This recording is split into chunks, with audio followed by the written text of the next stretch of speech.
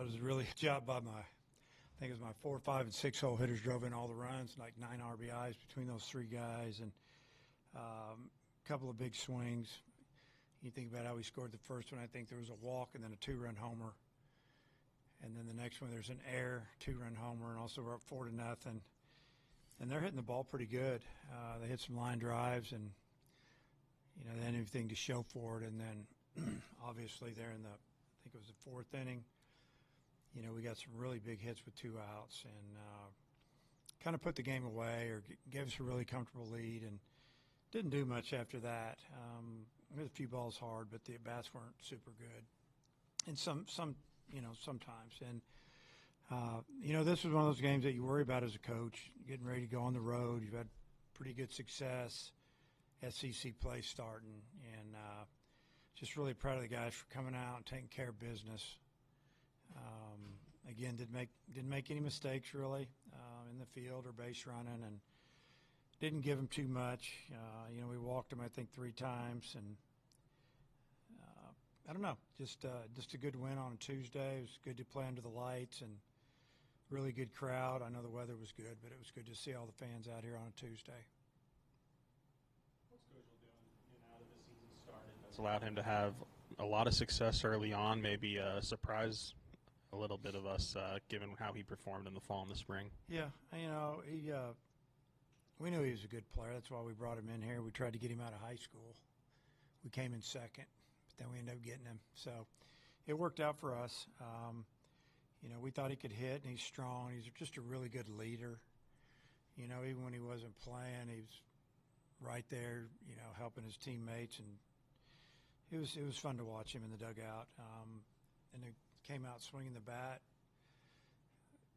just tough out and trying to think, okay, we got to get him in the lineup. And we talked about it last offseason. If he hits, we might put him in first base. If Sousa's playing well and everybody's healthy, and we've even been working him out at third. He's been taking ground balls in pregame at third, second, and first. So he's really valuable to us, and he does a pretty good job against left-handed pitching, but he does a real good job against right-handed pitching. And I don't know. I just think it's his mentality. He thinks he's good. He's strong. I mean, he didn't get all that ball. He just flipped it into the left field bullpen, and it's been good watching him have success because he works so hard. He deserves it. He almost hit a second home run tonight too. Is the power something that you envisioned when you signed him? Yeah, we knew he was strong. We felt like in the fall, honestly, he swung too much for home to hit the ball out of the park. He swung too hard, and I think he was just trying to hit home runs in the fall. And he knows how to bunt. He can hit and run, goes the other way, can pull. And I think once he relaxed a little bit, he feels, comfortable here, new school, and he knows he's a big part of our team. I think he's starting to, just really excel.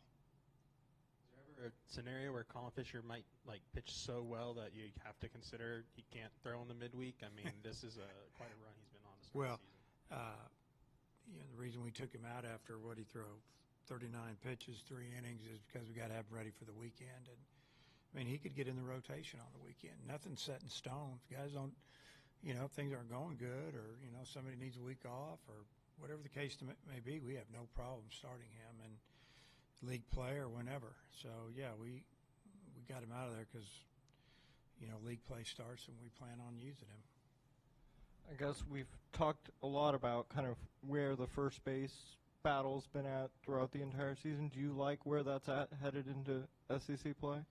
Yeah, I'm platooning over there a little bit. I probably don't have to, but I think Rocco he's really good against left-handers, and Cam's really good against the right-handers, but he also shown that he can hit left-handers. But I think the guys have really bought into the team thing, and they're not complaining. They're just showing up and getting ready for their number to be called.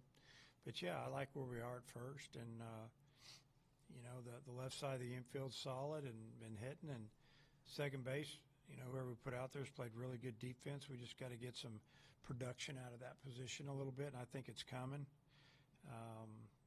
Yeah, I like where we're at. Dave, you probably had 300-plus career innings between those three right-handers you threw tonight.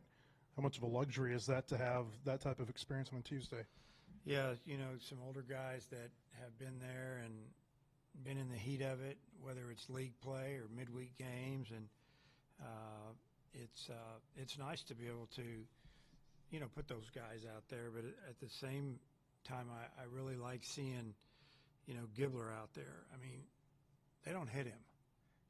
He's hard to hit. Breaking ball's really good. He's got a couple different speeds of it. He's showed you that he's got a tough fastball that has carry, and it might have read 90, 91 on the board, but it looked harder to those hitters. You could tell by the way they were swinging at it. And I wouldn't have one bit of an issue putting him in a really tough situation in a conference game. And, I feel bad that kind of let that runner steal second on us, or just gave it, and they single, and, he gives up a run. But, it's good. I feel good about our guys that threw today, and I could honestly pitch any of them on the weekend and would be fine with it. I'm sorry, but it was 4-1. They brought in a new reliever, and then within like 5 pitches, it's 9-1. What did you see during that sequence? Yeah, just that we got a big hit from Iredale, hit to right center on a side armor type guy. Just stayed through the middle of the field, didn't try to do too much, and then Kojal hits the first pitch he sees into the bullpen for a 3-run homer. And yeah, so if you really look at it, on 2 pitches we scored 5 runs. And but what led up to that was some good at bats and a couple of walks hit by pitches or whatever, and they gave us a couple extra at bats, and we took advantage of it. 0 for 7 is not really a big slump in baseball, but with the way Kuhio had been hitting, coming into tonight with a couple hitless games, is there ever any concern with maybe a guy that hasn't experienced that type of level of success, so short kind of brief slump might affect him more? And how have you seen him? He 0 for 3, 0 for 4 is not a big deal, but he had been hitting it so well before. Yeah, and sometimes it's, are you striking out? And he struck out a couple times with those 7 at bats, but he made contact. I felt like he was pulling off a little bit, trying to do too much, hit the ball too hard, and I don't see any problem with him. He's still smiling all the time. I don't think that he's letting it upset him too much. And there's guys around him that are hitting, and I think just as long as we have enough guys going, the other guys are fine. They're not feeling the pressure. Now, if we had like 2 guys hitting, and then maybe guys start to press a little bit, but we're still winning and scoring enough runs. I don't know how much you know about Ole Miss, but obviously a lot better start, at least, than they had last year. What do you think's changed about them from last season to this season?